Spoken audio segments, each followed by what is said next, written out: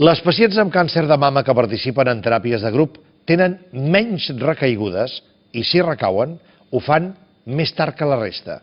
Avui s'han presentat els primers resultats d'aquest mètode. En què consisteix, Maria? Bona nit. Bona nit. Són sessions que es fan amb una desena de pacients que han superat un càncer de mama i que un cop han aconseguit deixar enrere la malaltia topen amb problemes emocionals.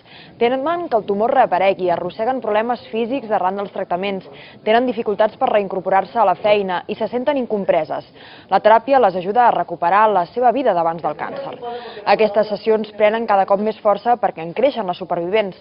Cada any es detecten 4.500 nous casos de càncer de mama a Catalunya i 8 de cada 10 el superen. Jo pensava que anava a ajudar a les altres. El cas és que